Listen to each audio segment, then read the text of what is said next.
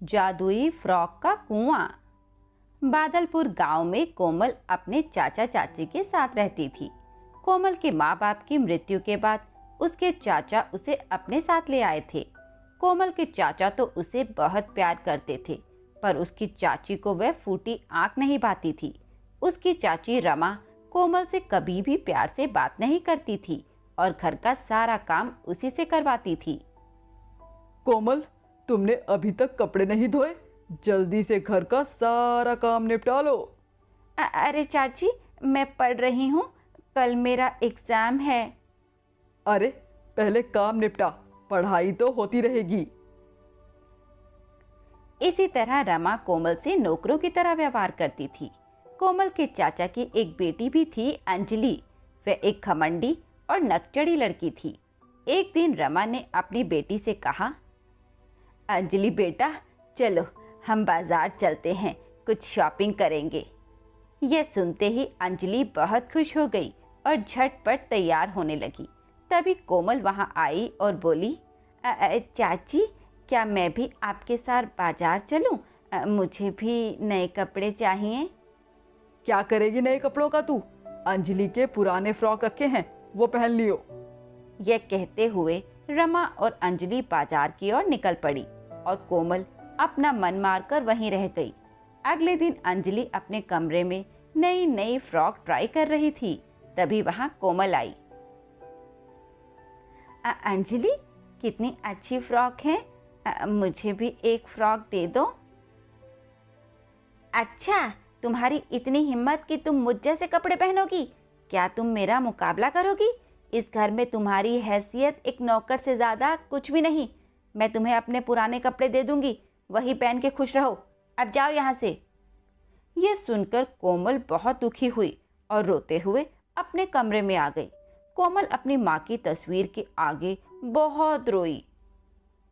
माँ, बाबूजी, आप मुझे अकेला छोड़ के क्यों चले गए? मैं यहाँ बहुत दुखी हूँ। मुझसे कोई प्यार नहीं करता, सब मुझे नौकर समझते हैं। इससे तो अच्छा होता मैं भी आपके साथ ही मर जाती।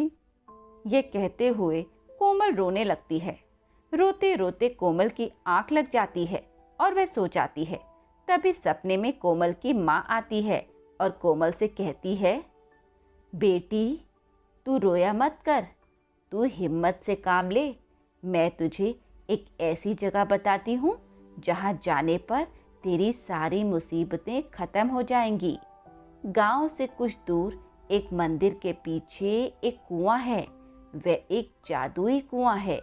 तुम वहां जाओगी और कुएं के सामने खड़ी होकर जो भी मांगोगी वो तुम्हें मिल जाएगा। अचानक कोमल की नींद खुली, पर वहां पर कोई नहीं था। कोमल समझ गई कि वह एक सपना देख रही थी, पर सपने में वह अपनी माँ की कही बात को याद करती है। अगले ही दिन कोमल कुएं के पास जाती है और उसके सामने खड़ी होकर कहती है, जादुई कुआं, मुझे बहुत सुंदर सुंदर फ्रॉक चाहिए जिसमें मैं बहुत खूबसूरत लगूं। इतना सुनते ही कुएं में से सुंदर सुंदर फ्रॉक निकलते हैं और कुएं से आवाज आती है, कोमल बेटी, लो तुम्हारी मनपसंद फ्रॉक, ये सब तुम्हारी हैं। ये जादुई फ्रॉक है। तुम जब भी इस फ्रॉक को पहनकर कोई भी इच्छा बताओगी तो ये पूरी कर देगा। घर आकर वह उसमें से एक फ्रॉक पहनती है जो बहुत ही सुंदर थी। अपने आप को आईने में देखकर वह बहुत खुश होती है और कहती है, अरे वाह, मैं तो बहुत सुंदर लग रही हूँ। ये तो कमाल की फ्रॉक है, ऐसे तो किसी के पास भी नहीं। वह फ्रॉक पहनकर आईने में खुद को निहार रही थी। तभी अंजलि वहां आ जाती है और कोमल को सुंदर फ्रॉक में देखकर हैरान रह जाती है और कहती है, अरे तुम्हारे पास इतनी अच्छी फ्रॉक कहाँ से आई? कहीं तुमने मेरी फ्रॉक चोरी तो नहीं की? माँ, माँ, जल्दी आओ यहाँ पे। यह देखो, कोमल की बच्ची इतनी अच्छी फ्रॉक कहाँ से लाई? मुझे भी बिल्कुल ऐसी फ्रॉक चाहिए। रमा भी कोमल को इतना सुंदर फ्रॉक पहने देखकर हैरान हो जाती है और कोमल से पूछती है, क्यों री कोमल, कहाँ से लाई ये फ्रॉक? सच सच बता, वरना मैं तुझे बहुत पीटूंगी। अरे मैं अपनी माँ का पुराना सामान देख रही थी, उसी में से मुझे ये फ्रॉक मिली है। ये कहते हुए कोमल अंजलि और चाची को टालने की कोशिश करती है, पर रमा को शक हो जाता है। अंजलि अपनी माँ से कहती है, माँ मुझे ये फ्रॉक चाहिए, कितनी सुंदर फ्रॉक है, मैंने तो कभी इतनी सुंदर फ्रॉक नहीं देखी, मुझे बिल्कुल ऐसी ही फ्रॉक चाहिए। कोमल की बच्ची के पास कहाँ से आ गई ये फ्रॉक? कोमल बेटी यहाँ आओ, मुझे ये फ्रॉक दे दो, इसे अंजलि पहनेगी। तुम्हें मैं कोई दूसरा फ्रॉक दे देती हूँ, तुम्हें तो घर पर ही रहना है, कुछ भी पहन लो। नहीं नहीं चाची, ये फ्रॉक मैं आपको नहीं दूंगी, चाहे आप मुझे कितना भी मार लो। यह सुनकर चाची के तन बदन में आग लग जाती है। वह कोमल की बहुत पिटाई करती है, पर कोमल उस फ्रॉक को नहीं देती। कोमल जानती थी कि वह एक जादुई फ्रॉक है और यदि कोई और इसे पहनेगा तो उसके साथ बहुत बुरा होगा, इसीलिए वह फ्रॉक चाची को नहीं देती। थक हार कर रमा अपने कमरे में आ जाती है और अंजलि से कहती है, बेटी तू चिंता मत कर, मैं तुझे वह फ्रॉक ला कर ही दूंगी, चाहे कुछ भी हो जाए। आज रात जैसे ही कोमल सोएगी उसके कमरे से ये फ्रॉक ले आऊंगी। ये कहते हुए रमा कोमल के सोने का इंतजार करती है। जब कोमल गहरी नींद में सो जाती है तभी वह चुपचाप उसके कमरे में जाकर वह फ्रॉक चुरा लेती है।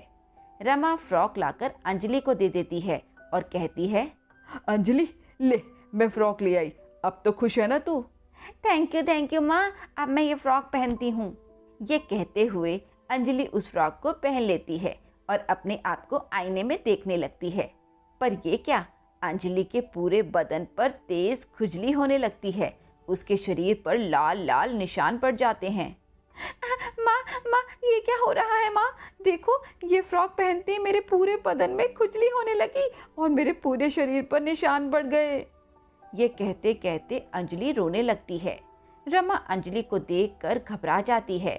रमा अंजलि पर पानी डालकर उसकी खुजली शांत करना चाहती है, पर तभी अंजलि बेहोश होकर गिर जाती है।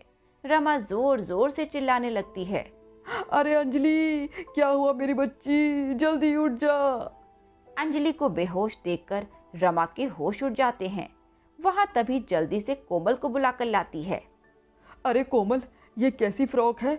अंजलि ने जैसे ही इसे पहना वह बेहोश हो गई, अब तुम ही हमारी मदद करो, मेरी बेटी की जान बचाओ, मैं तुम्हारे आगे हाथ जोड़ती हूँ, मेरी अंजलि को बचा लो।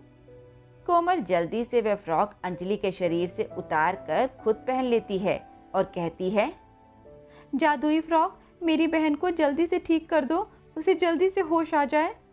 यह सुनते ही अंजलि को होश आ जाता है और वह ठीक ठाक बैठ जाती है। यह सब देखकर वह बहुत हैरान होती है और कोमल से पूछती है कि यह सब क्या है। इस पर कोमल उसे जादुई फ्रॉक की सच्चाई बता देती है। चाची, ये एक जादुई कुएं से मिली जादुई फ्रॉक है, पर इसका जादू तभी चलता है यदि मैं इसे पहनूं। अगर कोई और इसे पहनकर या चुरा कर पहनेगा तो उसके साथ कुछ भी अच्छा नहीं होगा, बल्कि कुछ बुरा होगा। मैं ये जानती थी, तभी मैं आपको ये फ्रॉक नहीं दे रही थी। उस जादुई फ्रॉक की सच्चाई जानकर कोमल की अच्छी भावना को देखकर रमा बहुत शर्मिंदा होती है और कोमल से कहती है, कोमल तुम कितनी अच्छी हो, हमने तुम्हारे साथ कितना बुरा व्यवहार किया, पर फिर भी तुम हमारे भले की सोचती रही।